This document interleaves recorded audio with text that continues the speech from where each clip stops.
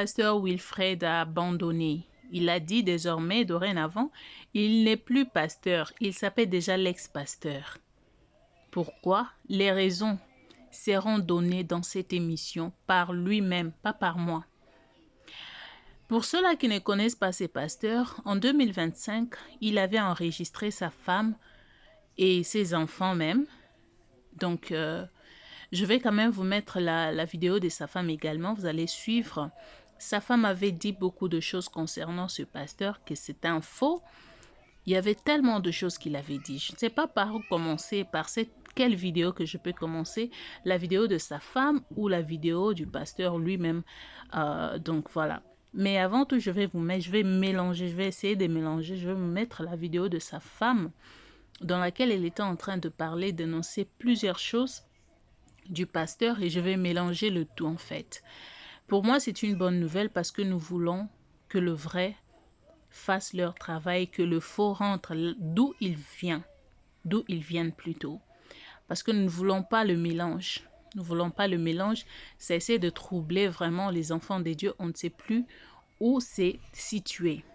Alors, pour ne pas tarder, je vous demande d'abord de vous abonner sur Miel de la Douce officiel et de cliquer sur la cloche notification et aussi partager cette vidéo au maximum, que le Seigneur expose tous ces faux pasteurs parce qu'on en a marre. Suivez toutes les vidéos en général et on se retrouve tout juste après. Il y a les sacrifices que les gens faisaient dans le temple. Il y a les sacrifices même en termes de parfum.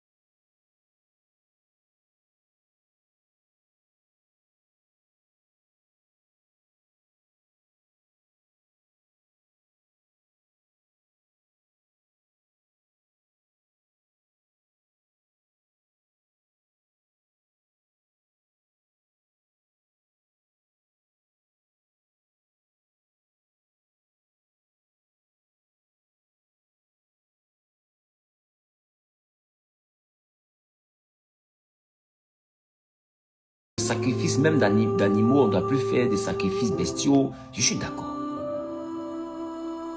Mais bizarrement, ils ont réussi à annuler tous les sacrifices animaliers.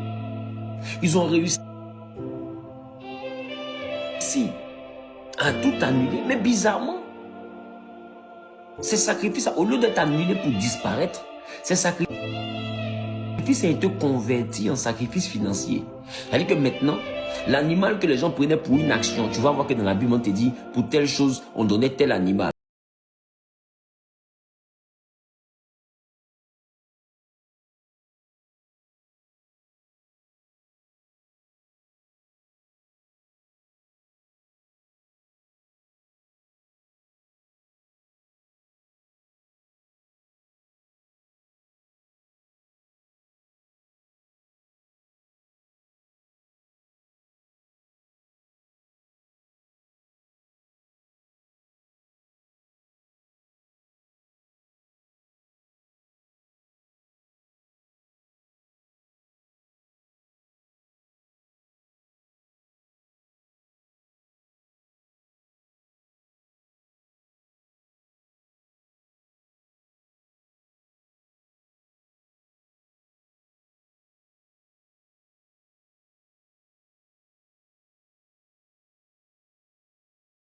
Dieu a transformé, il a converti dans en fait c'est une conversion de cabri, c'est une conversion de bouc, c'est une conversion de bœuf à enveloppe de 3 millions. Bientôt j'ai dit aux gens que, afin de pasteur là, vous dites ici franc-maçon, je ne veux plus être pasteur, je suis un homme spirituel et je vais ouvrir les yeux des chrétiens parce que tenez-vous bien, je suis docteur. Dans l'affaire des Bibles, je suis docteur, je ne suis pas un homme improvisé, j'ai diplôme de ça. Donc bientôt là, je vais vous donner votre pastorat. Et je vais prendre ma caméra et je vais expliquer votre arnaque. Parce que beaucoup de pasteurs vous font tomber là, c'est de la magie. Je suis un homme spirituel, je suis un homme mystique, je suis bien placé pour vous expliquer ça. C'est de la lourde magie. Parce que laissez-moi vous dire, quand Dieu touche quelqu'un, il féconde cette personne. Et quand il te féconde, tu es censé pour mettre au monde quelque chose. Ce qu'on appelle la magie, c'est une illusion. Bientôt, j'ai dit aux gens que, afin de pasteur là, vous dites ici, franc-maçon, je ne veux plus être pasteur, je suis un homme spirituel et je vais ouvrir les yeux des chrétiens parce que, tenez-vous bien, je suis docteur. Dans l'affaire des Bibles là, je suis docteur, je ne suis pas un homme improvisé, j'ai le diplôme de ça. Donc bientôt là, je vais vous donner votre pastorat et je vais prendre ma caméra et je vais expliquer votre arnaque. Parce que beaucoup de pasteurs vous font tomber là, c'est de la magie. Je suis un homme spirituel, je suis un homme mystique, je suis bien placé pour vous expliquer ça. C'est de la lourde magie. Parce que laissez-moi vous dire, quand Dieu touche quelqu'un, il féconde cette personne. Et quand il te féconde, tu es censé pour mettre au monde quelque chose. Ce qu'on appelle la magie, c'est une illusion. Voilà pourquoi les magiciens sont appelés des illusionnistes. Et aujourd'hui, beaucoup, ils ont des talismans, ils ont des choses, ils ont des tracés sur leurs doigts, ils ont des choses qu'ils mettent dans leur poche, ils mettent dans leurs chaussures. Ils lèvent la main comme ça, tout le monde tombe. On est d'accord que la puissance de Dieu fait tomber, mais est-ce que la puissance de Dieu signifie ouragan? Avec Dieu, on ne tombe pas pour tomber. En réalité, ils savent que vous aimez les émotions. Donc, ils vont prendre des puissances bizarres pour vous faire tomber inutilement. Ta perruque quitte, tes chaussures quittent, ton costume. D'autres, mais ils font ça comme par là. Ils te fauchent, tu sautes. Tu dis, waouh, il a l'onction. Ça, c'est pas l'onction. Quand il se relève là, qu'est-ce qui a changé dans sa vie? Si rien n'a changé dans sa vie, vous êtes en face d'un magicien.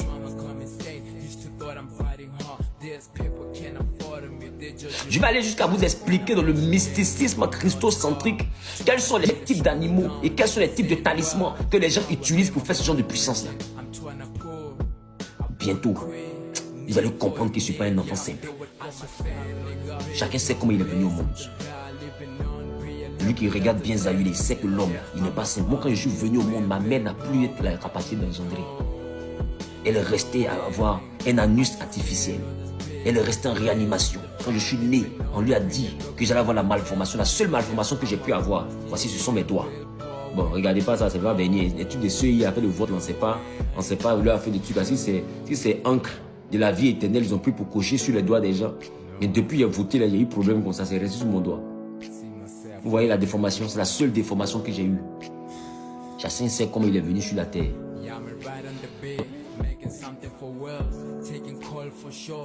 Mais bizarrement, on se retrouve dans une affaire où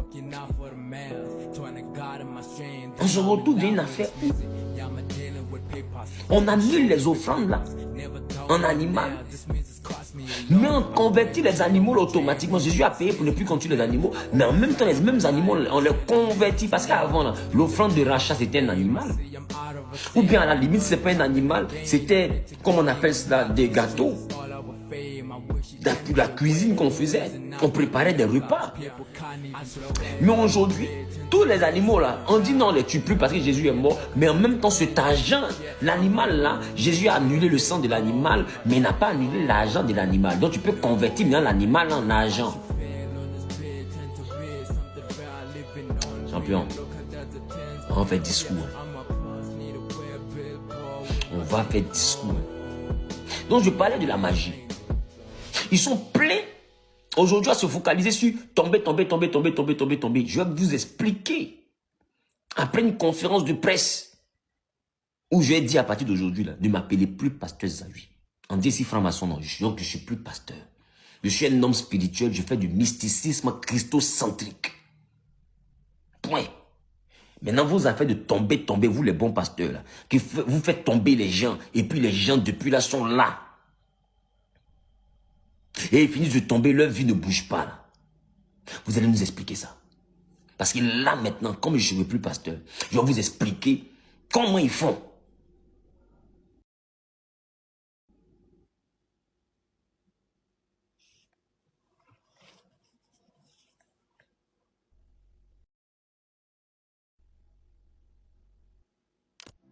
Donc, on peut être impudique sans être sexuellement actif.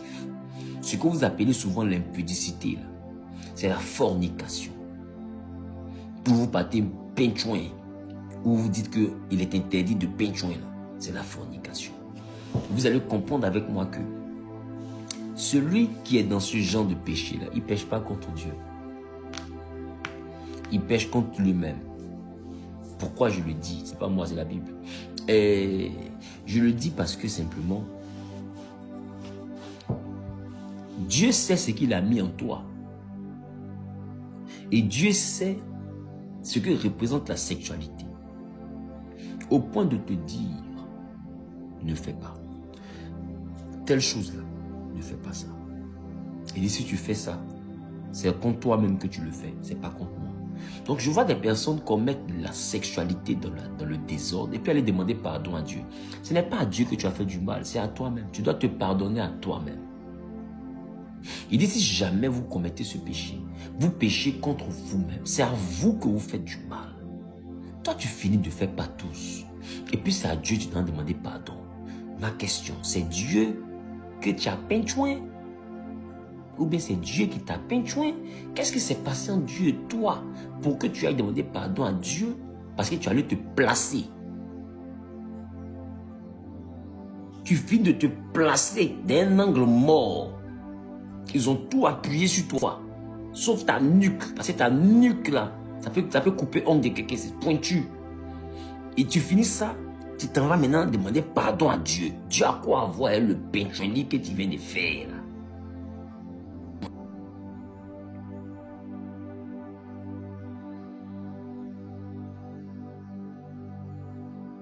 Lisez la Bible. Vous allez comprendre beaucoup de choses.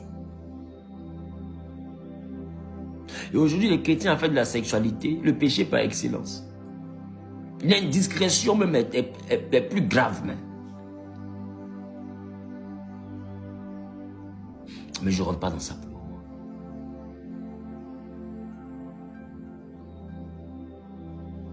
En réalité, quand Dieu te demande de ne pas sortir dans le désordre avec les gens, c'est par amour pour toi-même. C'est pas par amour pour Dieu. C'est pas à Dieu que tu rends service.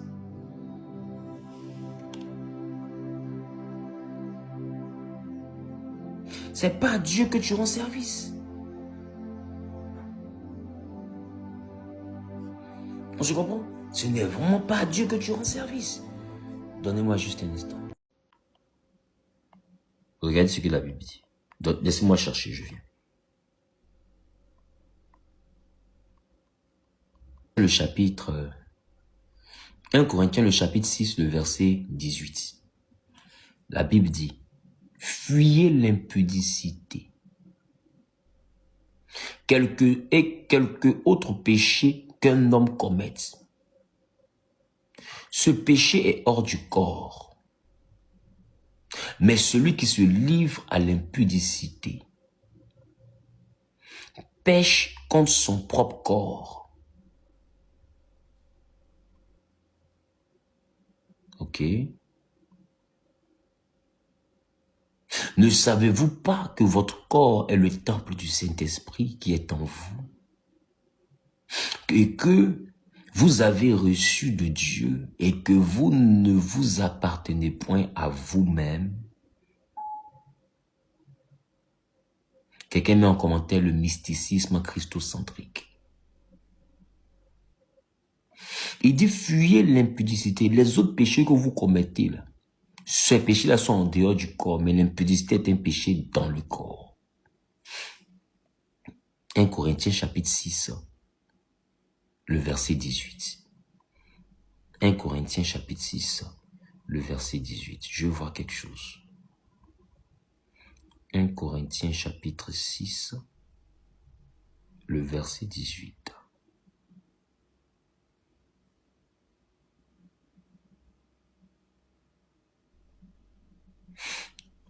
Donc, lorsque on parle d'impudicité, beaucoup ont rattaché ça automatiquement à la sexualité. C'est une grande famille. Vous pouvez prendre l'impudicité comme étant... Je prends un exemple. Dans le grec, on parle de porneia. Bon, je sais que porneia, ça se rapproche un peu plus de poporopo.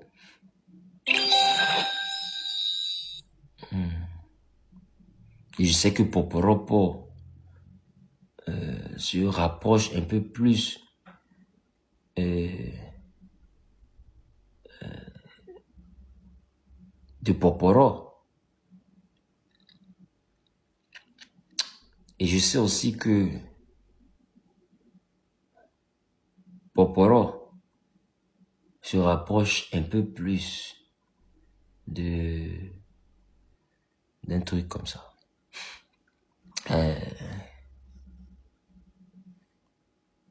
Parce que Pornia, quand j'ai dit ça, il y a une tante qui a dit « Hey, ça ressemble à mon truc, regarde là. Hein. »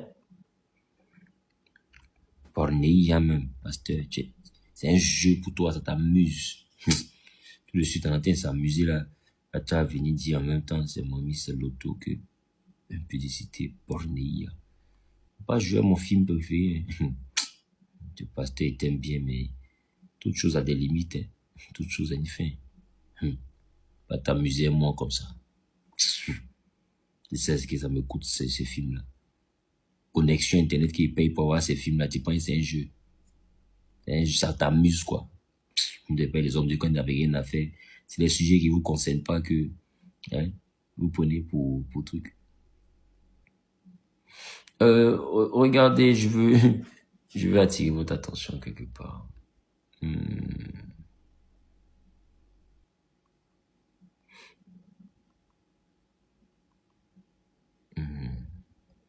Voilà.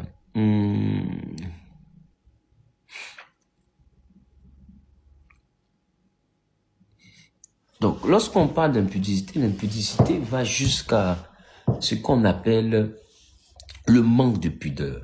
Impudicité, manque de pudeur. C'est-à-dire, une personne est impudique lorsqu'elle manque de pudeur. Lorsque cette personne, de fois, ne sait pas garder des choses secrètes. Lorsque cette personne-là, de fois, est vulgaire. Quand cette personne-là prend plaisir, de fois, à se dénuder. Cette personne est un scandale, on se comprend. Ne respecte pas les normes de décence, n'a pas de retenue ou de bienfaisance, notamment dans le domaine corporel, vestimentaire, verbal, etc. Donc, une personne est impudique lorsque elle parle sans retenue, avec vulgarité. Elle parle d'intimité, mais avec autant de vulgarité, sans vraiment. Donc, on peut être impudique sans être sexuellement actif. Ce que vous appelez souvent l'impudicité, là, c'est la fornication.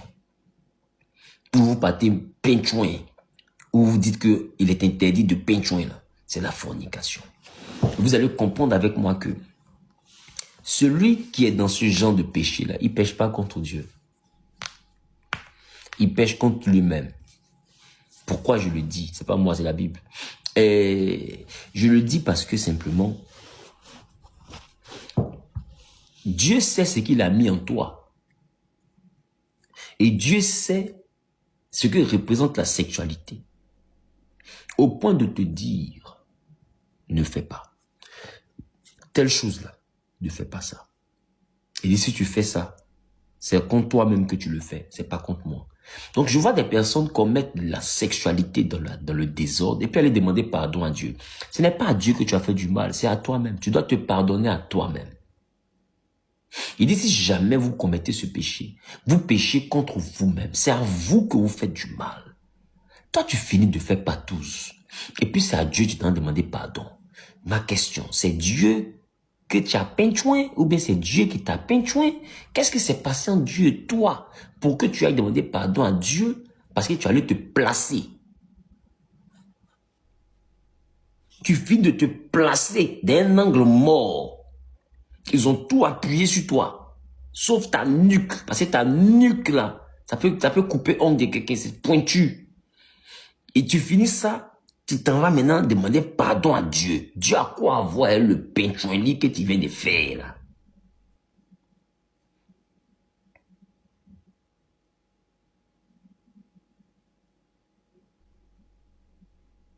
Lisez la Bible.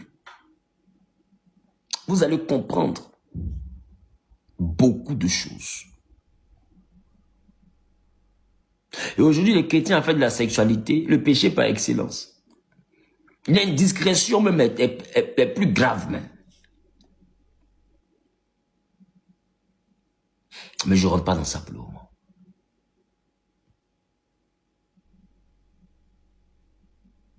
En réalité, quand Dieu te demande de ne pas sortir dans le désordre avec les gens, c'est par amour pour toi-même. C'est pas par amour pour Dieu. C'est pas à Dieu que tu rends service.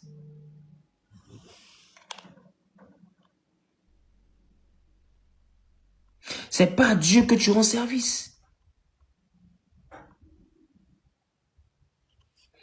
On se comprend? Ce n'est vraiment pas à Dieu que tu rends service. Donnez-moi juste un instant. Comment on fait votre histoire?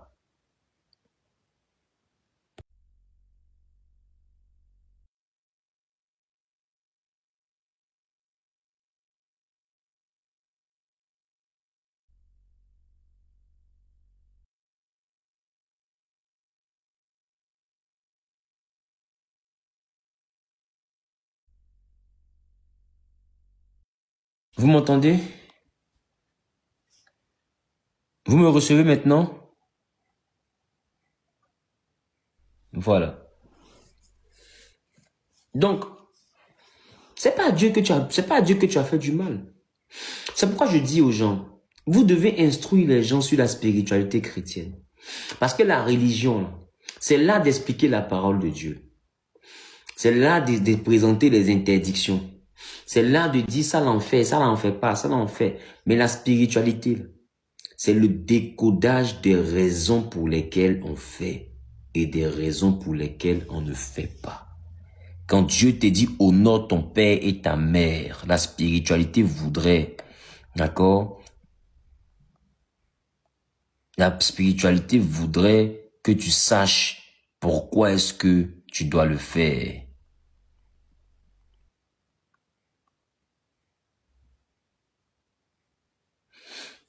La spiritualité voudrait que tu saches pourquoi est-ce que tu dois le faire. Mais la religion va te dire simplement ne le fais pas.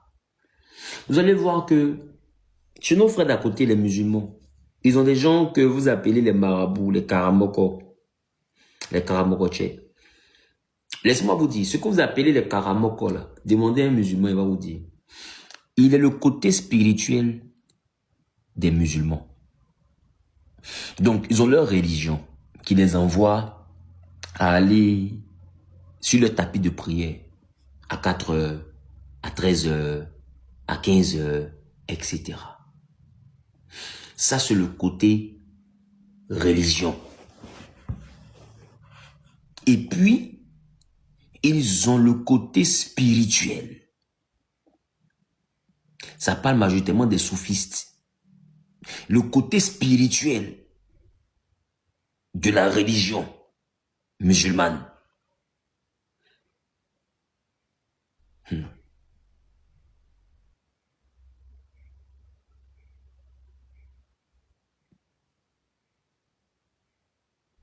Et vous allez comprendre que les frères musulmans que vous voyez là, quand ils finissent,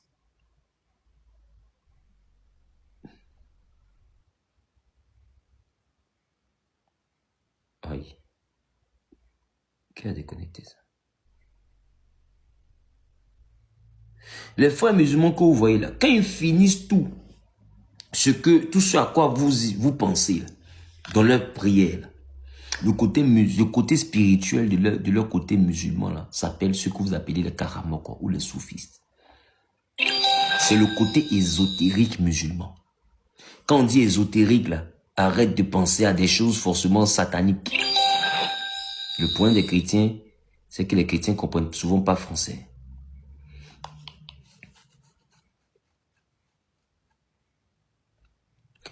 Ésotérique, voyez ça ici.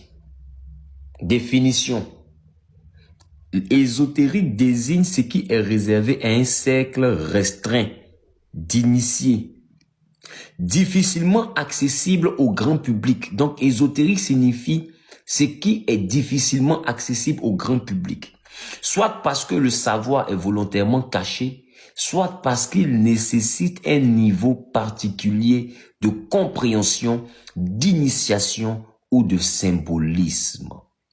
Ésotérique qui concerne un savoir caché, intérieur ou secret, compréhensible seulement par ceux qui y ont été initiés. Donc, lorsqu'on parle du côté spirituel, on parle du côté caché. Et toute religion a son côté ésotérique, a son côté caché, a son côté secret. C'est ça que les chrétiens appellent les clés. Et vous allez partir voir souvent des gens d'un certain niveau. Ils comprennent le côté caché de la Bible que vous attrapez dans la religion chrétienne. Parce que quand tu ne comprends pas le côté caché d'une religion, tu seras là-bas pour un décor. Il y a des choses que tu n'atteindras pas comme niveau. On se comprend un peu.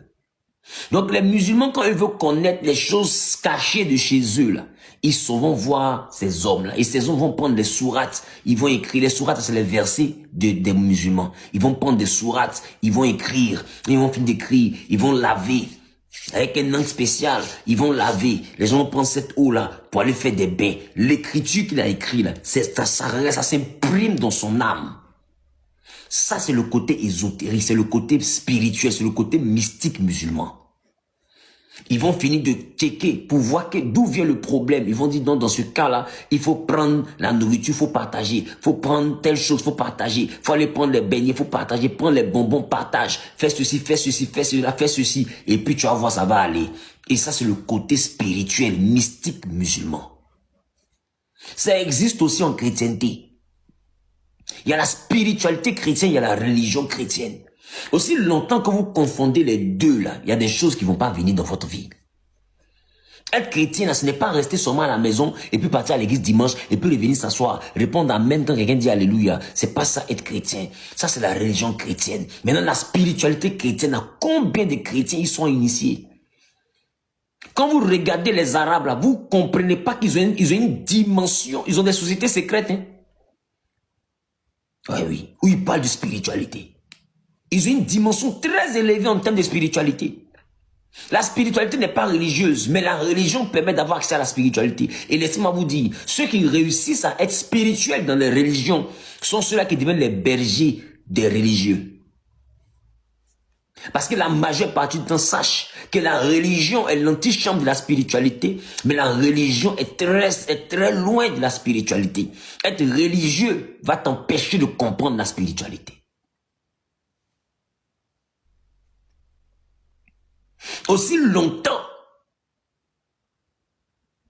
que ta religion consiste à t'éloigner de la réalité spirituelle, sache que tu rentres dans ce dicton de ce grand penseur qui a dit « La religion est l'opium du peuple ».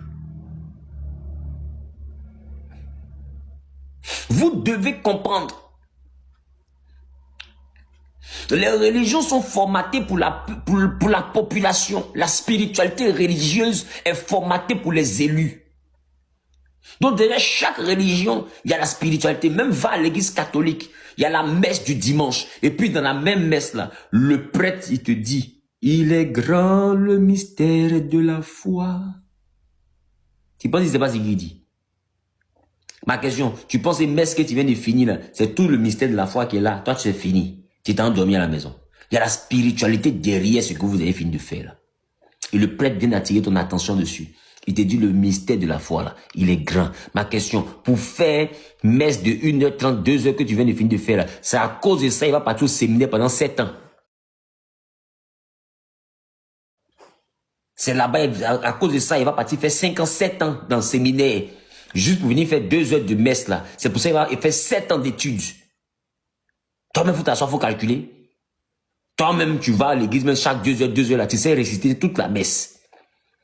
Il n'a pas encore fini de parler, toi-même tu cries, cela est juste et bon. Et puis toi-même dans ton cœur tu réponds, oui, il est juste et bon. Tu connais tous les rudiments de la messe.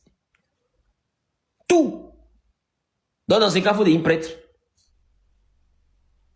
5 ans, 7 ans, on va 9 ans d'études pour devenir prêtre là. Tu penses que c'est ça là seulement on l'apprend là-bas?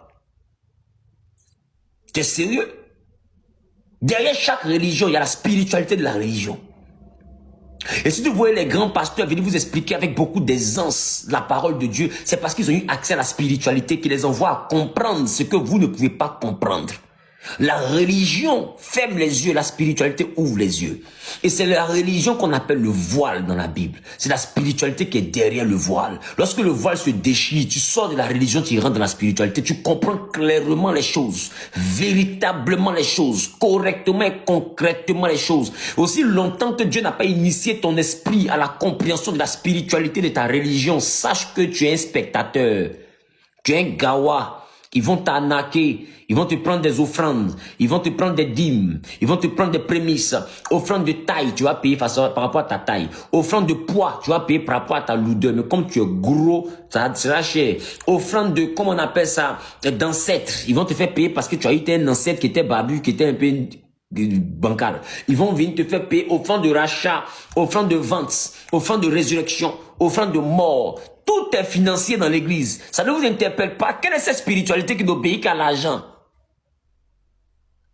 Si tu ne dois pas jeûner, même après jeûne, c'est l'argent. Avant jeûne, c'est l'argent.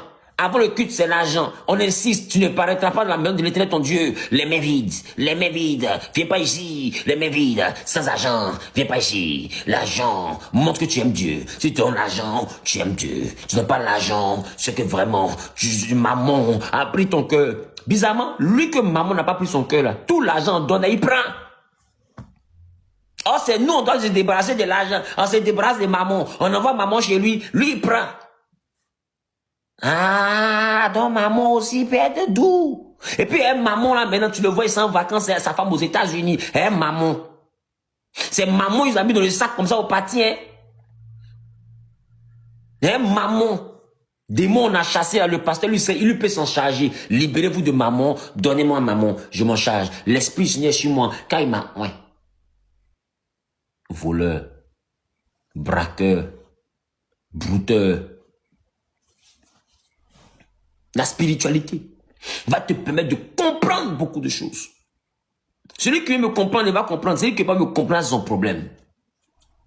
Mais ça, c'est le acte 1 de ma directe sur la différence entre la religion et la spiritualité. La religion, elle est cataloguée, la spiritualité, c'est un monde d'inspiration.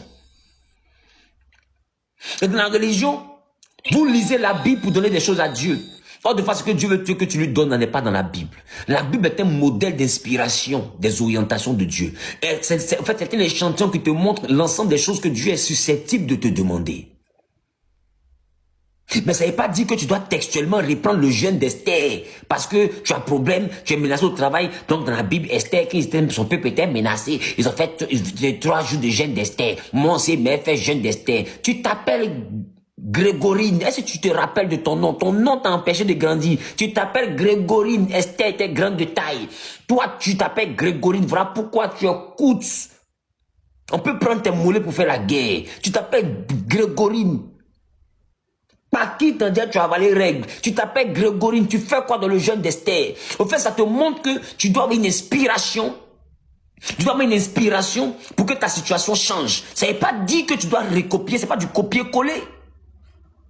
Et la religion vous envoie à copier-coller. La spiritualité va vous envoyer à aller demander à Dieu pour ma situation, qu'est-ce que je dois faire? Ça s'appelle consulter Dieu. Quand les musulmans et les autres spirituels veulent monter dans une autre dimension, qu'ils s'envoient le fétiche, qu'ils s'envoient le génie, qu'ils s'envoient son esprit, qu'ils s'envoient ses morts, qu'ils s'envoient ses tues, il consulte d'abord. Il ne dit pas, je vais vous envoyer 2 moutons pour que je puisse avoir le travail. Il va demander, qu'est-ce que vous voulez que je vous donne pour avoir le travail? L'homme spirituel sait qu'il n'y a pas de modèle de don préconçu. Il n'y a pas un modèle de don préconçu. Donc votre don qui n'est que financier là, c'est un modèle de vol, de braquage, d'arnaque. Pour tout ce que Dieu veut faire, mais le spirituel veut faire dans la vie d'un humain, ça demande une consultation.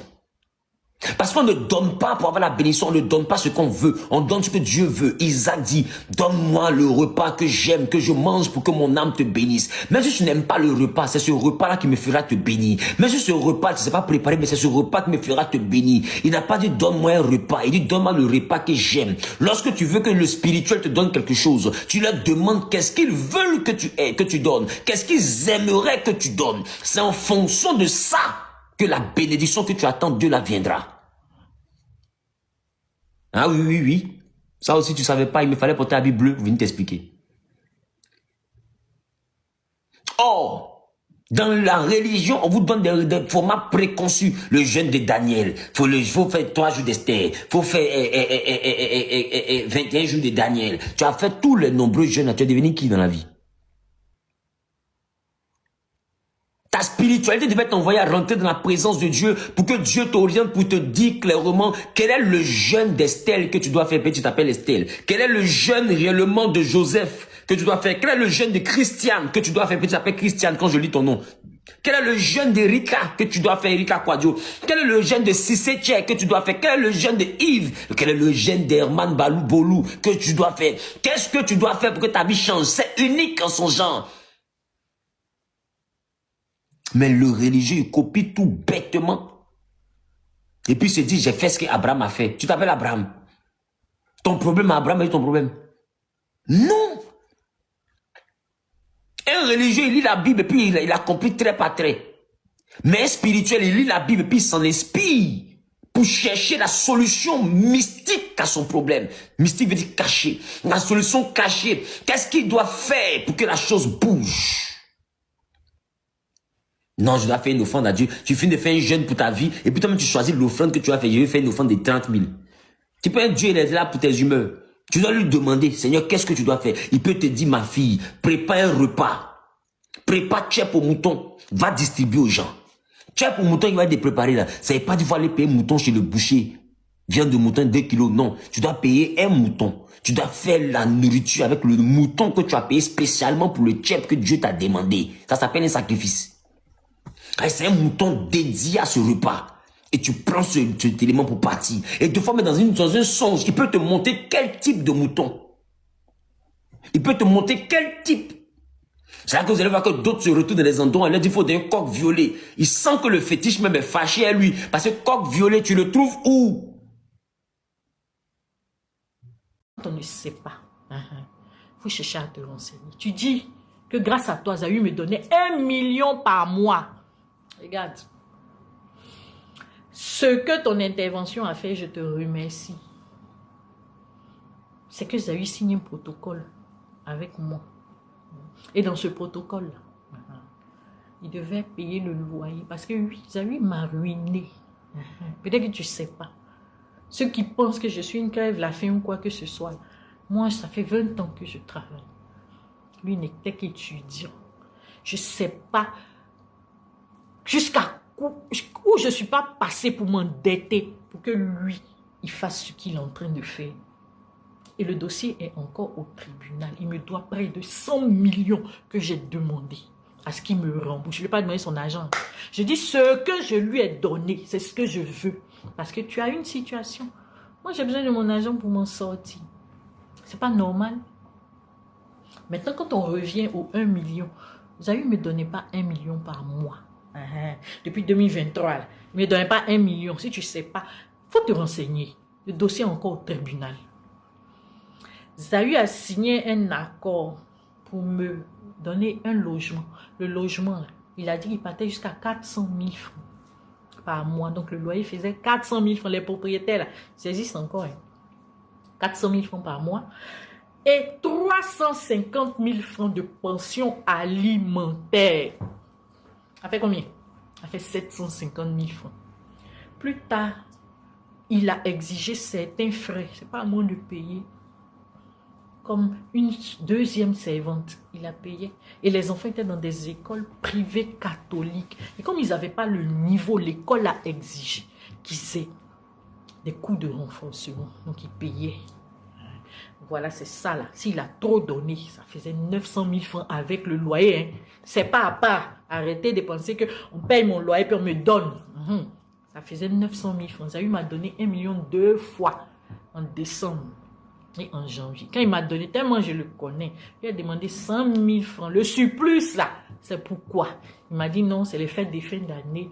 Prenez pour vous offrir un repas. Et en janvier, je dis c'est pourquoi. Il m'a dit ton anniversaire en janvier. Là. Voilà. Après ça, Zahu Wilfried a fait 7 mois sans donner 5 francs.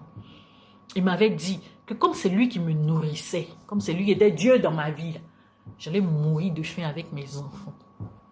J'allais mourir de faim avec mes enfants et j'allais le chercher partout. Comme Dieu ne dort pas, j'ai été affectée. Et quand je suis partie à l'intérieur, mon petit argent que je n'avais pas, puisqu'à cause de Zawi, j'avais une dette. Mon compte était bloqué au niveau du contentieux. Je n'avais même pas 300 000 francs par mois. C'est à l'intérieur que je me suis débrouillée un peu avec mon petit argent pour m'occuper de mes enfants pendant 7 mois. Et après ça, Zawi, comme il a vu que je ne venais pas pleurer, il m'envoie au tribunal pour m'arracher la garde de mes enfants. Si tu ne sais pas, il faut demander. Mais ça, on va revenir. Donc, je pense avoir exprimé ce que je devais exprimer concernant l'activiste Choco Atamira. Ça fait des années, il fait dénonciation des faux pasteurs. Qu'est-ce que j'ai à voir avec sa dénonciation de Zawi? La seule chose que je sais, peut-être que vous ne savez pas, sinon Zawi, après avoir annulé son mariage, pourtant j'ai les preuves qu'il était au courant depuis le début. Mais tellement lui et moi on voulait se séparer, là, je n'ai rien dit. On a annulé le mariage, ça fait 2 ans. Il a pris ses enfants. Mais Zawi est allé faire une dénonciation à la justice pour demander à ce qu'on me mette en prison. Non seulement qu'on me mette en prison, mais il a demandé 200 millions comme dommages et intérêts. Regarde, il n'y a pas quelqu'un à qui je n'ai pas expliqué mon histoire. Et pour prouver, j'ai apporté le document de la justice là. Si Jésus-Christ a entendu parler de cette histoire. Et pour preuve, à la première audience, il y a un journaliste même qui est sorti. Aïe, c'était c'était dans l'actualité. Il y a un journaliste qui est sorti, qui a exprimé ça. C'était sur les journaux. C'était sur les journaux, il faut bien lire. Le pasteur Zawi. Ici là, il faut lire. Pasteur Wilfried Zawi. Devant les juges. Et c'est pas parce qu'on l'a envoyé, hein, c'est lui qui m'a envoyé au tribunal. Maintenant, ce que tu ne sais pas, c'est qu'une affaire pénale, elle est publique. Ça veut dire que n'importe qui peut venir assister. Si quelqu'un a eu les informations, ça aussi c'est de ma faute. Je n'ai rien à voir avec l'émission de Jésus-Christ TV. Moi-même là, je voulais rentrer en contact avec Jésus-Christ TV. Vous savez pourquoi? Parce qu'il y a des informations que j'ai entendues, que j'avais voulu rectifier. Mais à cause de ce qui s'est passé là, et comme Zawi a partagé la publication de Choco Atamira sur sa page, je vais partager l'émission sur ma page. Et je vais rentrer en contact avec Jésus-Christ TV pour leur dire que je veux participer à leur émission. Et là, je vais donner tout ce qu'il y a comme preuve. D'ailleurs, j'invite toute personne, que tu sois journaliste, que tu sois activiste, que tu sois qui que tu sois, tu as besoin d'informations sur Zawi Wifi, viens me voir. Comme vous voulez qu'on aille sur ce terrain-là, il y a des choses que je n'ai jamais partagées, que je n'ai jamais montrées, même à Choco, je n'ai jamais montré. Pour vous dire que mon objectif n'était pas de le nuire. Mais partout où je suis passée, j'ai demandé qu'on me laisse tranquille. Dites-lui de me laisser tranquille. Mais ça, je reviens dans la troisième partie. Troisième partie qui concerne maintenant Wilfried Zawi. Mon droit de réponse à Wilfried Zawi qui a partagé l'émission de Choco Atamira et qui m'a accusé de bigamie. Il m'a aussi accusé d'avoir goumé, comme on dit pour les Ivoiriens. Et que c'est parce que il a officialisé ça. Il est en relation avec la fille du président Sassou, que moi, par jalousie et par, je ne sais pas comment on dit, je le diffamais. Peut-être c'est toi qui ne sais pas. Mais ça fait 3 ans qu'il est en relation avec la dame. C'était dans ma relation qu'il était avec la dame. Donc, mon gourmet là, c'est son où? C'est moi qui suis partie. On ne vous dit pas la vérité. C'est moi qui ai quitté le révérend Wilfried Zawi. Et j'ai quitté pourquoi? pour sauver ma vie. Si vous voulez les preuves, la prochaine émission, la prochaine fois que je suis devant la caméra, je vais vous envoyer toutes les preuves. Quand on ne sait pas, on se renseigne. Commencez par sa mère, ses frères et sœurs. Je suis allé voir son père spirituel. Je suis allé voir mon père spirituel. Et si je vous dis ce que mon père spirituel a eu à me dire, bien aimé, si je n'avais pas la crainte de Dieu, je me serais suicidé. Parce que j'ai expliqué à mon père spirituel. Mon père spirituel, vous savez c'est qui? Le pasteur Mohamed Sanogo. Le pasteur m'a regardé, il m'a dit, avec tout ce qu'il m'a enseigné, comment est-ce que j'ai pu me laisser avoir? Comment j'ai pu me laisser me perdre? Quelqu'un a pu me détourner et que j'allais aller en enfer parce que ce que j'avais fait était trop grave. Donc quand vous ne savez pas, je n'ai pas envie de m'étendre sur certaines choses. Mais j'ai pleuré les larmes de mon corps. Et même à Zawi, je lui ai dit, à cause de toi, parce que j'ai compris la gravité de tout ce dans quoi j'étais. Et le pasteur Mohamed m'a envoyé vers un de ses fils qui était spécialiste de la délivrance. Et jusqu'à aujourd'hui, nous sommes encore dans tout ce travail de délivrance. Je fais une petite parenthèse pour vous dire que le problème que j'ai eu avec Choco et X, c'est qu'ils voulaient que toutes les personnes que je rencontre, que j'explique ce qui s'était passé avec Zawi. Je suis désolée. Les choses spirituelles se règlent avec les personnes spirituelles. Un profane, qu'est-ce qu'il peut faire? Comment il peut m'aider pour quelqu'un qui a quitté la présence de Dieu, qui est rentré dans des choses inavouables? Quand je dis à un profane, il peut faire quoi pour moi? Ces personnes-là savaient que dès que je commençais à parler de certaines choses, ma gorge, comme si on voulait m'étrangler. Il me fallait des personnes qui avaient une dimension spirituelle pour m'aider. Il me fallait passer par la délivrance. Si vous me voyez aujourd'hui, c'est parce que j'ai fait toutes ces étapes-là. Et je suis allée voir l'archevêque Kodja, que je salue au passage, oui. Parce que lui, il m'a écouté. Il avait même essayé de nous aider. Mais c'est Zawi qui n'a pas voulu. Mais tenez-vous bien, Zawi allait dire à l'archevêque que je suis folle, que je raconte du n'importe quoi. C'est-à-dire que pendant qu'il était en train de me dire que je vais mourir, parce que ne m'obligez pas à faire sortir certaines preuves, que j'allais mourir, j'étais enceinte de son enfant. Et il m'a dit que j'allais mourir sur la table d'accouchement. J'ai les preuves et je peux vous les montrer. Pendant que j'étais même en train d'accoucher, il y a un homme de Dieu qui était dans ma salle en train de prier. Peut-être que vous ne savez pas d'où je viens. Donc arrêtez de dire que c'est moi qui fatigue le révérend. C'est lui qui me persécute. Et ce qu'il est en train de faire actuellement, c'est encore pour me faire agresser. Parce que oui, là où je suis allée me cacher, il a envoyé ses enfants spirituels, ses fanatiques venir m'agresser. J'ai encore les preuves, j'ai porté plainte. Je n'ai pas encore eu de suite. Parce que le révérend Zawi m'a dit, je peux aller où je veux. Je n'aurai jamais gain de cause. De quoi on parle? Je suis allé jusqu'à, s'il n'a pas respecté l'archevêque, s'il n'a pas respecté le pasteur Mohamed Sanogo, je suis allé voir le père des pères. Attends. Le patriarche John Robert. Je suis allé là-bas.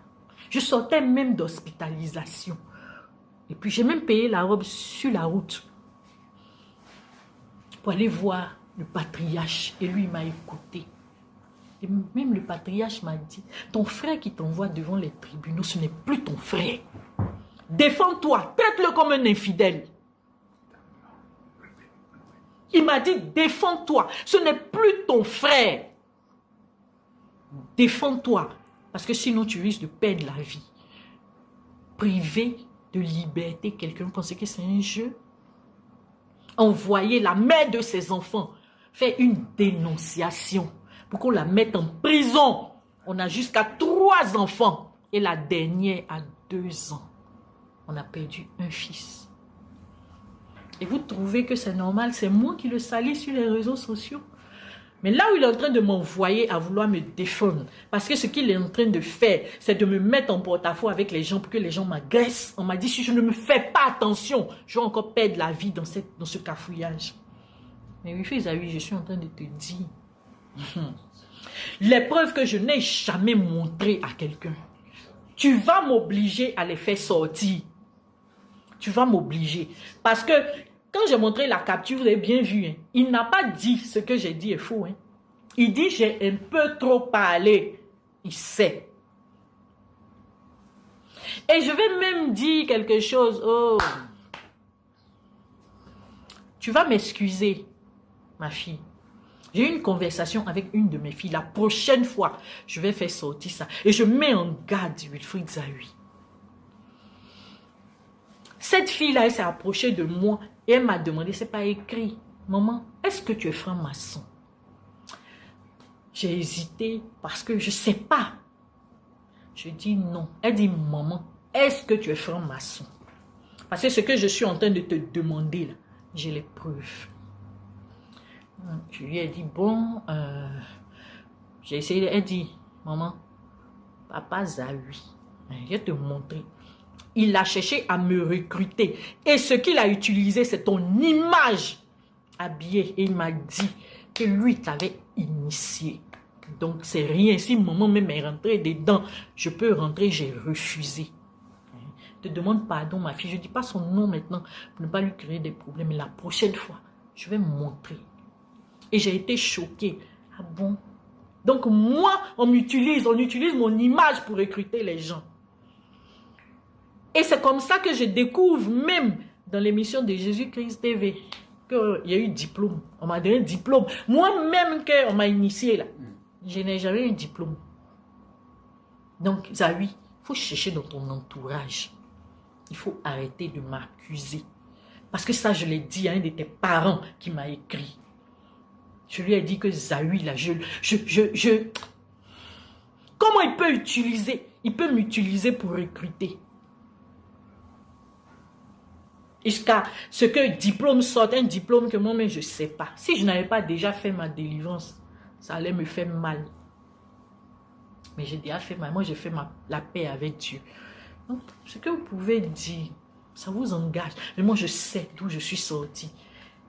Et si vous avez les témoignages des gens qui ont été dans ce cas-là, beaucoup... Vous gagnerez tout en tant que chrétien à ouvrir vos yeux une bonne fois pour toutes et à devenir des hommes spirituels chrétiens.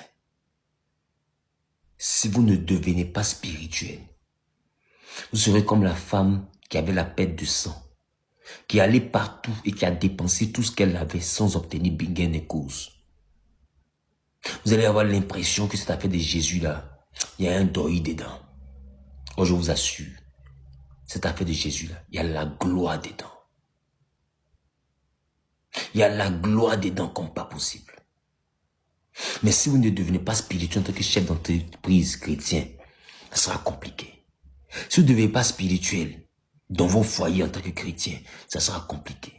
Si vous ne devenez pas spirituel dans vos relations humaines en tant que chrétien, ça sera compliqué. Si vous ne devenez pas spirituel dans votre manière de fonctionner, ça sera compliqué. Vous devez vous ouvrir à la spiritualité de votre foi chrétienne. Donc il y a la religion chrétienne qui nous envoie à l'église tous les dimanches, on dit alléluia, nous on répond amen. Et puis il y a la spiritualité chrétienne. Je ne suis pas venu ici pour vous montrer comment faire pour devenir spirituel chrétien. Je suis venu ici d'abord pour attirer votre attention sur l'urgence. Sinon vous allez perdre tout ce que vous avez comme finance à la recherche de solutions. De pasteur en pasteur. Un matin, vous aurez l'impression que les gens vous mentent. Parce que laissez-moi vous dire, les hommes de Dieu, ils vont tout vous dire, sauf ce qui les a rendus grands. Ils vont tout vous expliquer, sauf ce qui a changé leur vie. Ils vont vous dire c'est la grâce de Dieu. Oui, c'est la grâce, mais tu as fait quoi précisément? Et puis la grâce est venue, il va jamais dire. Il va t'expliquer sa galère, il va t'expliquer sa vie, il va t'expliquer ses temps de prière. Il va jamais t'expliquer l'élément qui a déclenché les milliards que tu es en train de voir et puis les programmes sont waouh dans le monde. Là. Il va jamais venir t'expliquer. Il y a toujours un côté un peu obscur, lugubre dans l'histoire qui nous fait passer de j'étais pas et puis je suis un coup. Et puis la transition ne nous explique pas bien. La transition, on ne t'expliquera jamais bien. Prenez le temps de remarquer, de la galère à la gloire, là, la transition, là, ils ne vont jamais dire.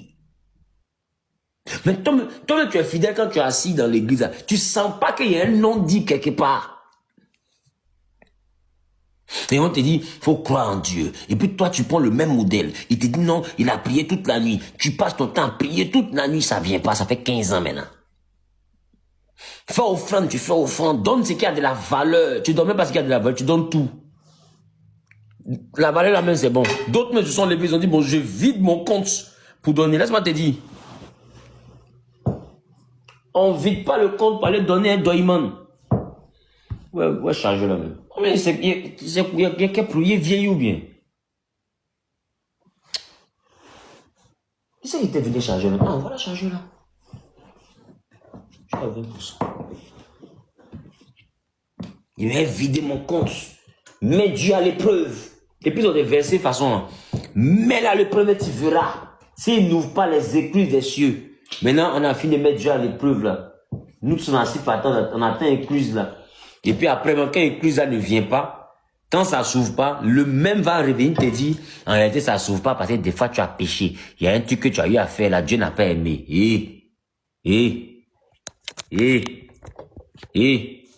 Ça a mal fini, hein. Ça a mal fini le Père, ça a mal fini. Au début, là, la condition n'était pas qu'il devait devenir ange Gabriel. Hein.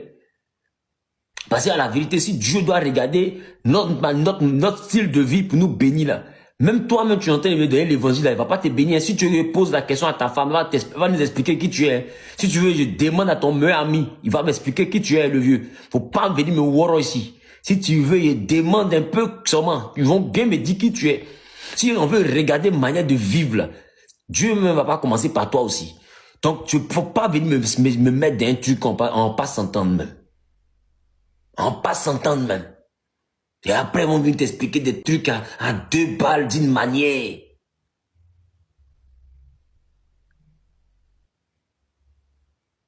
Non. En réalité, c'est parce que tu t'es masturbé.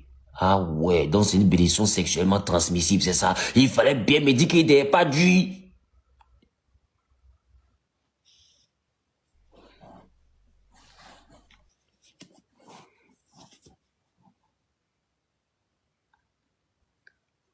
Salomon, Abraham a eu jusqu'à 4 femmes dans sa vie. Il est devenu riche. Jacob a eu 2 femmes dans sa vie. Il est devenu riche. David a eu plusieurs femmes dans sa vie. Il est devenu riche.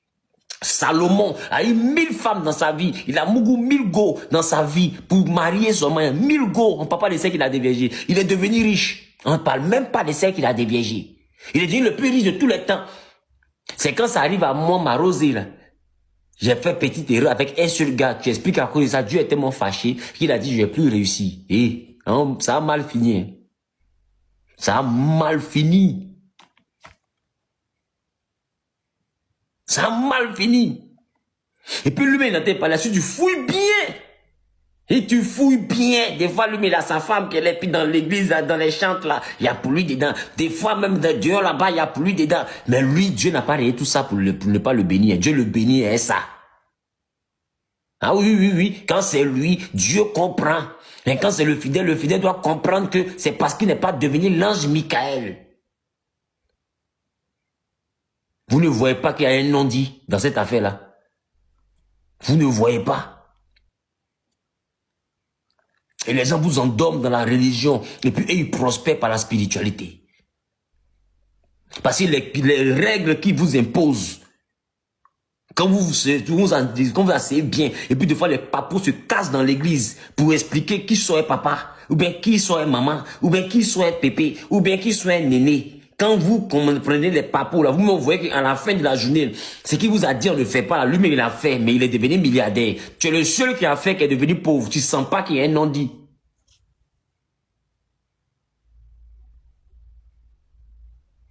Ah oui. Tu sens pas qu'il y a un non-dit. Tu sens pas qu'il y a un non-dit. Ça là encore, il y a bien de porter la Bible bleue pour attirer ton attention dessus. Il y a bien de porter la Bible bleue pour venir t'expliquer ça. Et tu ne vois pas que quand ça arrive à toi, ton niveau, Dieu est trop sévère. Mais à leur niveau, Dieu comprend. Et Dieu les bénit, Dieu les pardonne. Et puis on dit, c'est parce qu'il a une alliance avec Dieu. Donc Dieu il est fâché à nous quand il ne veut pas s'allier à nous aussi, quoi. C'est ça. Vous ne connaissez pas son alliance. Vous ne connaissez pas, tu vois, il y a une tata dans l'église qui a toujours une perruque dure. C'est un homme de Dieu. Hein. Vous ne connaissez pas son alliance. Vous ne connaissez pas ton alliance. Tu vas pas partir friser ta perruque là. On est encore calme, t'as dit. On a perdu beaucoup d'argent par ici. On a perdu beaucoup d'années par ici. On a raté beaucoup de poulets. À cause de ça, on a jeûné, on a des poulets, on n'a pas mangé par ici. On est déjà fâché. Et si venu ici avec gros cras, mon tchapa était bien formé, en fait de jeûne prière, tout a fondu. J'ai perdu beaucoup dans la vie, Tanti. Je suis encore très calme. Je suis encore calme. Pendant que je suis encore poli, l'Esprit de Dieu est encore dans ma vie, là. Faut quitter devant moi. Pendant qu'il est encore là, hein, faut quitter devant moi. Sinon, ça ne sera plus moi qui vis. Tu vas voir qui vit en moi. Tu penses que c'est un jeu. Tu penses c'est un jeu. Toi, tu penses c'est un jeu. Nos camarades ont des fétiches, nos camarades ont des génies, nos camarades sont dans des loges, nos camarades sont dans des trucs compliqués, ils sont en train de prospérer, nous on décide de laisser tout ça, et puis on embrasse le Dieu des dieux, le Seigneur des seigneurs. On s'est dit que si eux ils ont choisi un Dieu, nous on s'en prend le Dieu de ce Dieu-là. Et on s'est dit que si eux ils ont choisi un Seigneur, nous on s'en chercher le Seigneur de ce Seigneur-là. Et puis eux ils tapent pas poteau, nous on vient on tape poteau, toi tu nous expliques que c'est mamie, et puis c'est l'auto. Toi tu penses c'est un jeu. Tu connais une frustration qu'on vit dehors là-bas. Tu vois comment des fois les gens se moquent de nous, dans ta fait le Dieu là, dehors là-bas. Tu penses que c'est un jeu. Ah, venez dire non, c'est qu'on n'est pas son alliance. Il n'a qu'à donner alliance à nous tous sans s'allier à Dieu ici. Nous tous sans s'allier. On va se connecter à Dieu, nous tous ici. Tout ça, ça va finir. De toute manière, Dieu là, c'est une source intarissable. S'il a rendu riche, il peut nous rendre riche aussi. Ça va pas finir dans de Dieu. Quel est le problème? Mais au lieu de donner les vraies choses, ils vont jamais le faire. Et vous allez remarquer que, majoritairement, ceux qui sont pays là, ils n'arrivent pas à une certaine dimension. Mais après, le même pasteur là, il va prendre l'un d'un fils. Des fois, c'est un fils de l'église. Des fois, c'est un fils adoptif. Un pasteur quelque part là-bas, qui le sélectionne. Et puis, l'enfant vient. Quand l'enfant vient, des fois, il n'a même pas deux voitures. Des fois, il a même une seule voiture. Et puis, il prend l'enfant dans le secret. Il y a le culte des dimanches. Hein. Vous le voyez jamais dans cet enfant-là. Mais vous le voyez tous les jours ensemble. Et puis, le coach. Il lui explique des choses. Et puis vous voyez pendant 1 an, 2 ans, 3 ans, après l'enfant n'est plus normal aussi. Lui aussi n'est plus normal. Et puis quand il est plus normal, sa vie a changé un coup. Ce n'est pas prier, c'est pas jeûne. Il priait avant, il jeûnait avant. Et après sa vie a changé un coup. Vous le voyez, balèze programme de milliers de personnes. Jetons ici, jetons là-bas. Il devient autre chose dans votre main. Et vous qui êtes assis dans l'église depuis longtemps, va-moi, on vous explique que vous avez péché. Car tous sont péchés, ils sont privés de la gloire de Dieu. Papa, tous là, toi tu n'as pas dedans aussi. C'est nous seuls on a péché. C'est dans nous seuls, nos familles, les gens adorés fétiches. Toi, tu es quitté en Palestine.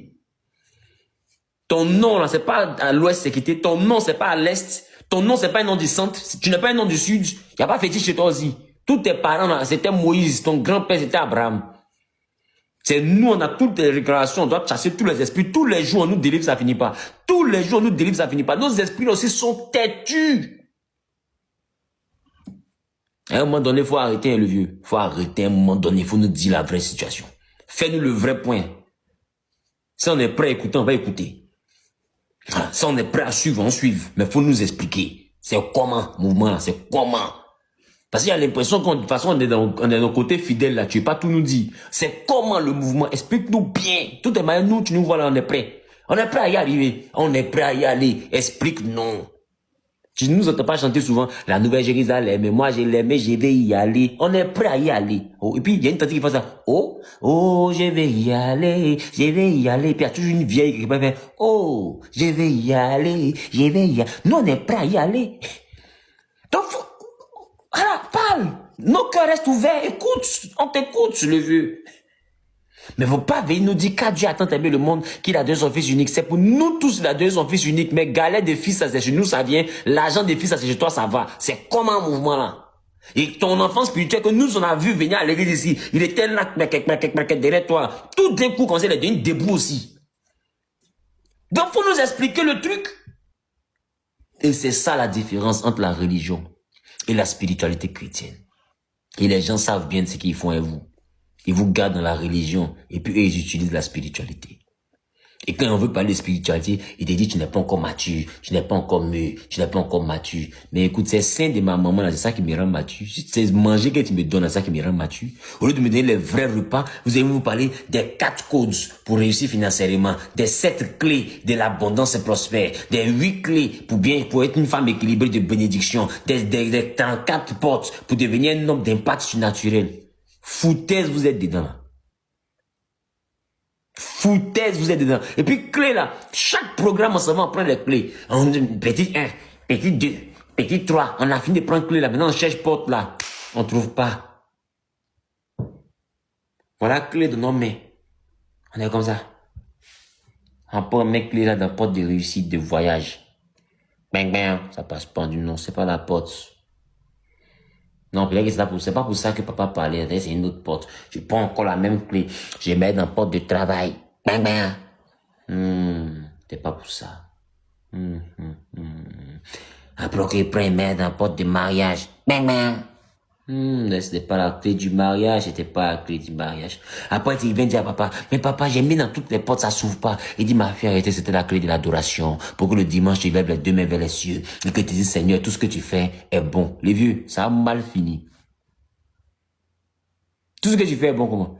Tu m'as dit toutes les clés, c'était pour ouvrir les portes. Je suis parti, dit porte s'ouvre pas. Je reviens te voir, tu me dis c'était clé d'adoration, que je dois lever mes 2 mains, et puis je dois adorer Dieu, puis je dois dire Seigneur, tout ce que tu fais est bon. Tu m'arrêtes ça. Et c'est ça, un religieux là, on va toujours te dire que pour toi là, tout ce que Dieu fait est bon. Et les bonnes choses que Dieu fait là, c'est jamais pour toi. Mais c'est tout ce qu'il fait là qui est bon. Mais les bonnes choses qu'il fait là, c'est jamais pour toi. Et ça là, j'ai besoin de porter la Bible bleue pour venir te parler de ça. Hein? Où tu me vois, j'ai besoin de porter la Bible bleue pour venir te parler de ça. Si elle n'est pas porté la Bible bleue, là, tu n'allais pas venir ça. Fait ton attention n'allait pas s'attirer. Tu n'allais pas attirer ton attention dans ces choses-là.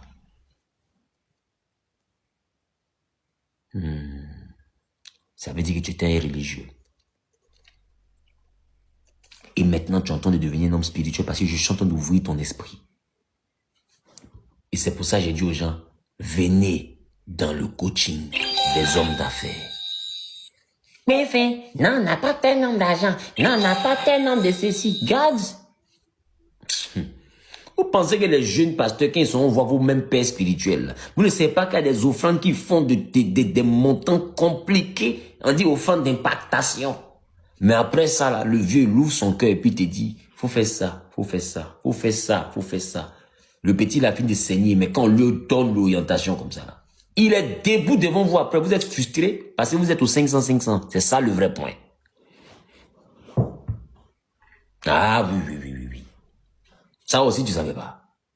Très bien. Et ils sont pleins à se retrouver au Nigeria, chez les pères dans la foi. Au Ghana, chez les pères dans la foi. En Afrique du Sud, chez les pères dans la foi. Et dans les pays là, en Europe, aux États-Unis, chez les pères dans la foi. Ils vont faire des offrandes d'impactation. Ils vont prendre des montants pour aller toucher le cœur du vieux. Et un matin comme ça, le bishop, un matin l'archbishop, un matin le grand pasteur des mondes mondiaux, là, il va venir lui dire, viens, my son, calme. Quand il te dit my son, calme comme ça là, faut calme si tu n'as pas calme, tu n'as pas croire. Faut calme rapidement. Et ils s'envoient, ils calment. Quand ils calment comme ça là. If you go, you do that, and that, and that. And you go that at this hour. Don't sleep at this hour. Take it or And you can do that, you can do that. Et puis, il prend tout ce qu'on doit do that là, il prend tout do that là. Puis il vient à Abidjan, puis il s'en do that, do that, do that. And he do that, at this hour, il do that. Et puis il prend huile encore, il do that. Et puis il do that. Et puis le matin, quand sa vie commence à faire do that, do that, do that. Et puis la vie devient doux dans la date. Oh oui! Et puis toi, t'es fâché. T'amuser. T'amuser. Ça veut dire que beaucoup sont là, ils connaissent les codes, mais ils vont jamais donner. Jamais. Le problème aussi, pourquoi vous chrétiens, vous ne donnez pas là. Parce que vous là, vous êtes des vrais. C'est quoi le petit poisson qui mange la chair là même. Comment ça? Ça va venir. Vous n'êtes pas requin. Vous n'êtes pas dauphin, vous êtes des requins. Puis voilà, piranha. Chrétien. Un chrétien est mauvais. Tu le nourris spirituellement jusqu'à un, et puis un matin, c'est comme ça. Jamais lui, mais il n'est pas clair même. Lui, mais il n'est pas clair. Tu te demandes, mais attends, lui, il a cassé sa tête, comment pour lire tous mes enseignements dans sa tête même. Tu dis, mais attends. Lui, là, il fait comment pour casser sa tête, même pour enlever tous mes enseignements dans sa tête. Parce que comment il peut être mauvais comme ça? Tu viens de le former, tu viens de lui donner le meilleur de toi, et puis un matin, il te dit, non, lui, il n'est pas clair. Lui, il n'est pas ceci, lui, il n'est pas cela. Il dit, ah ouais, ah ouais, ah ouais.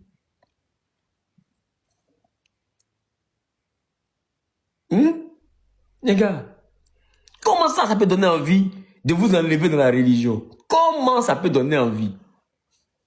Tu vois des gens, quand on n'a pas buzz sur toi comme ça, tu es le meilleur pasteur. Dès que buzz arrive, lui m'a dit, moi, il sentait que lui, la main n'était pas claire. Moi, il sentait, c'est bizarre, mais j'ai vraiment déçu de lui, quoi. Mais il y a un truc, vraiment, il faisait un temps. Je sentais qu'il avait vraiment quelque chose, quoi. Parce que vraiment, et puis j'avais eu un songe, là. C'est parce que au moment où Dieu me parle d'amusement, là.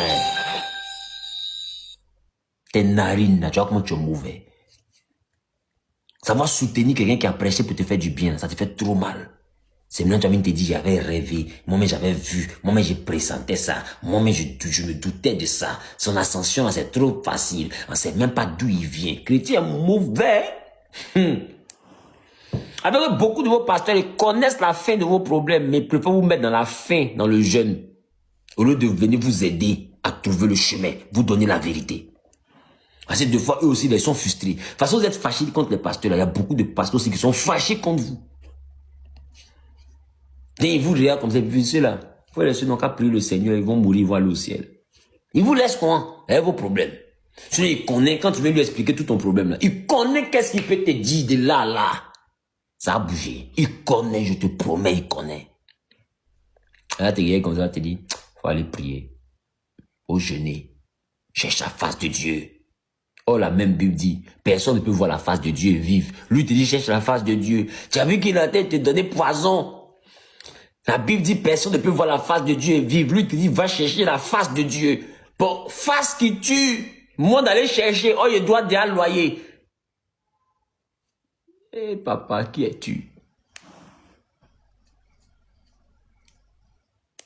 Ah, ça encore, il doit porter la Bible, venir te dire. C'est mon habit bleu là, tu attendais pour venir te dire. Ah, bon, d'accord.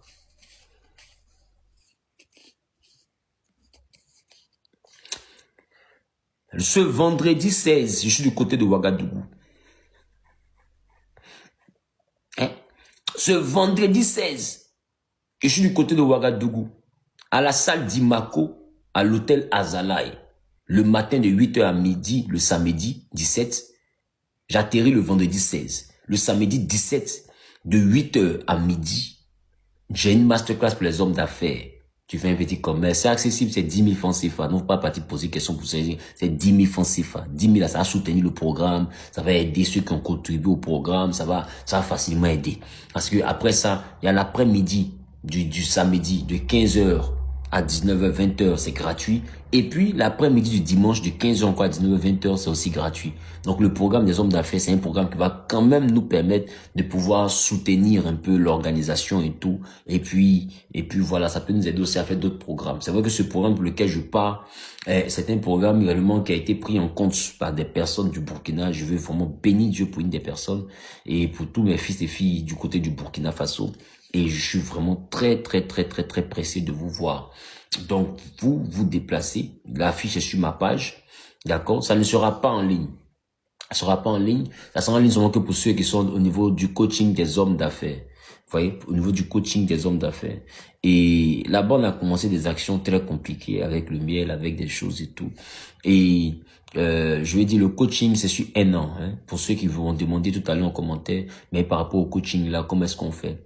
Le coaching dans le mysticisme christocentrique pour les hommes d'affaires d'une certaine dimension. Pourquoi d'une certaine dimension? Parce qu'il y a des actions spirituelles qui vont te demander que je vienne dans ton pays. Si tu n'as pas forcément une certaine dimension, comment tu fais pour me déplacer? Comment tu fais pour la logistique? Payer le billet, payer ceci, le logement, payer ceci, je vais finir de travailler, payer même ton offrande, je vais remonter dans l'avion, je vais revenir à Abidjan. Si tu n'as pas une certaine dimension, comment tu réussis ça?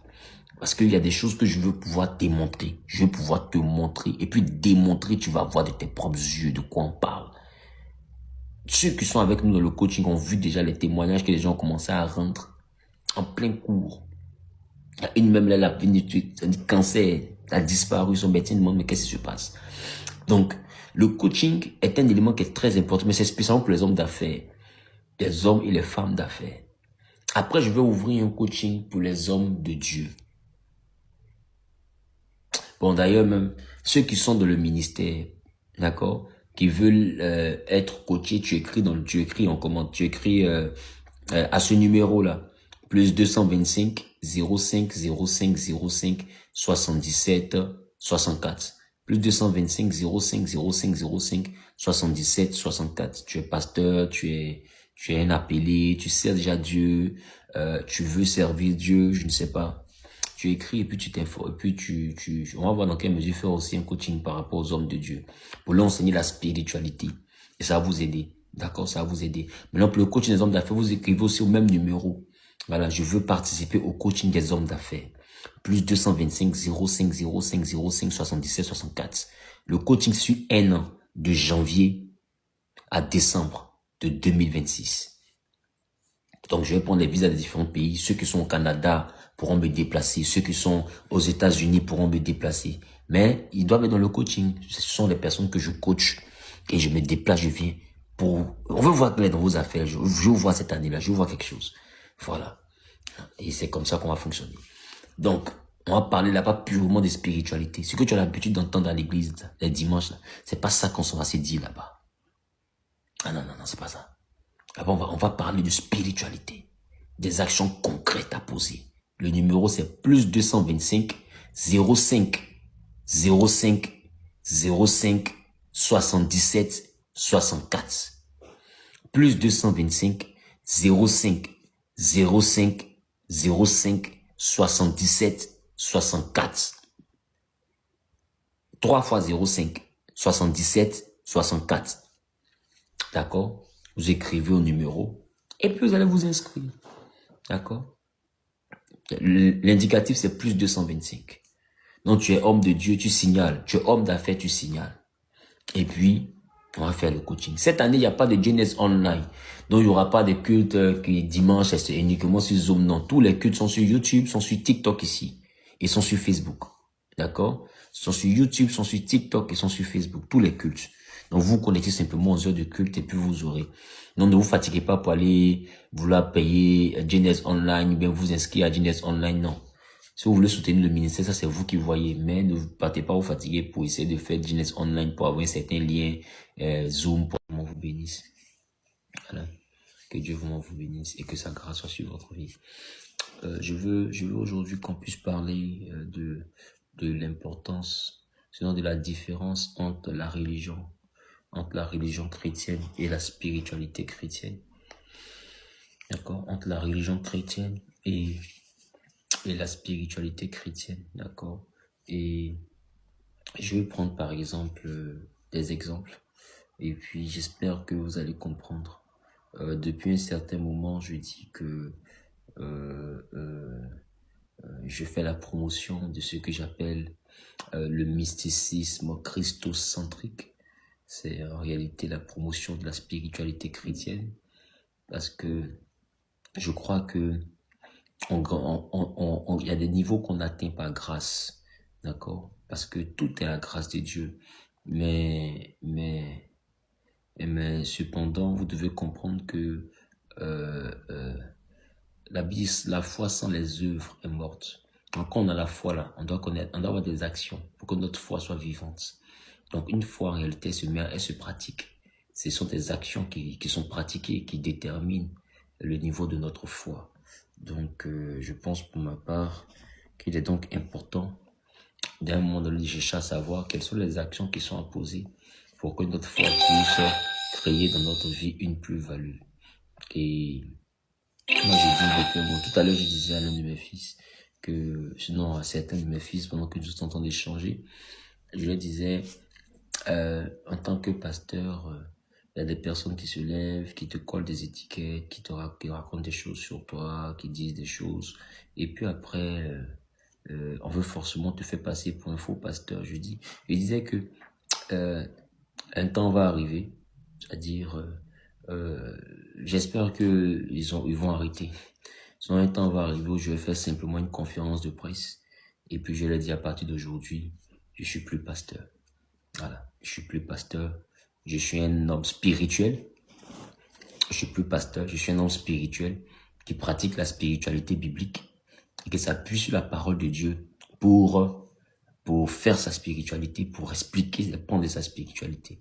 Et quand ils ne pourront plus me mettre dans le registre des pasteurs, ils comprendront clairement que leur affaire dit il est pasteur franc-maçon, il est pasteur mystique, il est pasteur sorcier. Et voilà, c'est fini. Il n'y a plus l'affaire de dire que il est pasteur Zawi. C'est tout. Prenez vos pasteurs, prenez vos bons pasteurs, prenez vos mauvais pasteurs. De toutes les manières, moi, j'ai pas accepté Jésus pour faire plaisir à quelqu'un. J'ai pas accepté Jésus pour avoir les éloges de quelqu'un. Et aujourd'hui, je suis en train de parler de spiritualité chrétienne. Je suis en train de parler de spiritualité chrétienne et je veux vous dire, si vous n'arrivez pas à un niveau spirituel dans votre chrétienté, il y aura un problème dans votre vie. Il y aura un lourd problème dans votre vie. Je vais prendre un exemple très simple. Je sais qu'à partir d'un certain moment, vous êtes peut-être des Africains, des Européens, vous êtes vous êtes des fois des Africains, des Européens, des Asiatiques, et vous avez souvent des fois dans vos quelqu'un dit ta lumière les dérange. Non, bientôt,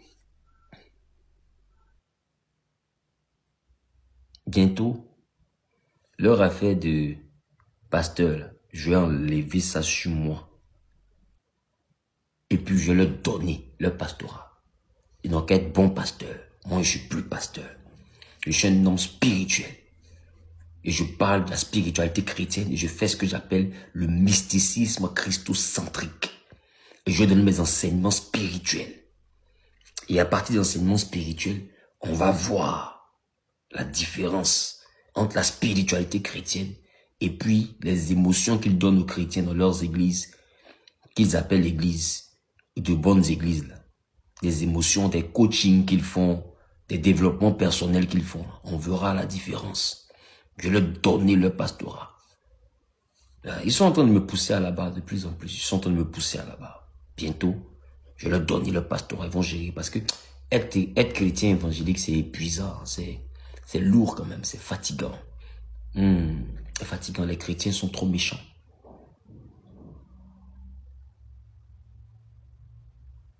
Non, les chrétiens sont trop méchants. J'ai compris une chose. La religion de foi nous éloigne même de Dieu. Parce que les religieux là, ils sont épuisants. Ils sont très épuisants. C'est-à-dire, ils connaissent même pas ta vie, ils décrivent ta vie. Ils ne connaissent pas ta personne, ils décrivent ta personne. Et bientôt, je fais une déclaration. Jésus, là, on l'appelait pas Messie Jésus, on l'appelait Jésus. Point. Voilà. Messie Jésus. Point. Ils n'appelaient pas Jésus, ils appelaient Jésus, fils de Marie, fils de David. Point. Il n'y avait pas de titre dessus. Mais, quand tu écoutes sa parole, tu sais que cet homme est un éclairé. Tu sais que cet homme est un éclairé. Et j'ai commencé ce que j'appelle le mysticisme christocentrique. Voilà. On dit c'est mystique, non? Moi, il est plus amené à coller sur moi. Le mysticisme christocentrique. Aujourd'hui, je suis un jeune de 36 ans et Dieu m'a fait du bien. Il m'a fait du bien, pas matériellement, pas financièrement. Il m'a fait du bien en termes de connaissances, en termes de savoir. Et je veux distiller, je veux dispenser le savoir que Dieu m'a donné, qui m'a permis d'atteindre le petit niveau que j'ai aujourd'hui. Ce niveau n'est pas grand, mais je pense que c'est un niveau qu'on peut partager. Il y a une différence. Regardez par exemple, je prends un exemple très simple. Pour vous qui êtes dans des endroits, dans de certaines ethnies,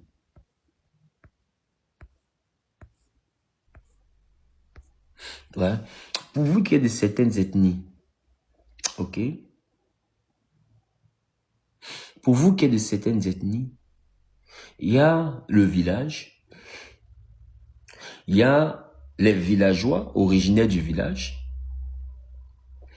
et puis, tu es dans le village, et puis à un certain moment,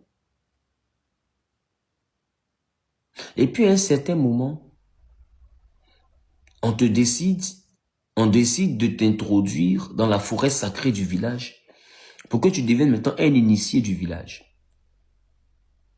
Ça fait deux catégories. Si tu étais par exemple un bêté, il y a le villageois qui est un bêté. Et puis il y a quelqu'un, il est bêté de sang. Et puis il y a quelqu'un, il est bêté de sang et il est bêté aussi d'alliance spirituelle. Donc spirituellement, il est bêté. C'est un initié à la spiritualité des bêtés. Et c'est la même chose. Il y a la chrétienté. On a accepté Jésus. Et puis, il y a la spiritualité chrétienne. Le problème aujourd'hui, c'est que beaucoup sont dans la chrétienté, mais n'ont pas accès à la spiritualité chrétienne. Un peu comme si beaucoup sont dans le village, mais n'ont pas accès à la forêt sacrée des initiés du village. Ça fait que tout le monde aujourd'hui se rue vers les pasteurs. Aujourd'hui, tu prends un chrétien, tu le déposes dans sa vie, c'est pas quoi faire, parce qu'il n'est pas spirituellement équipé. Tu prends un chrétien, aujourd'hui, tu le déposes face à son propre problème, il sait pas quoi faire. S'il a trop fait, c'est jeune. Il est allé loin, ses prières. S'il a exagéré, c'est qu'il a pris huile d'olive pour se pomader. Là, le chrétien a poussé très loin.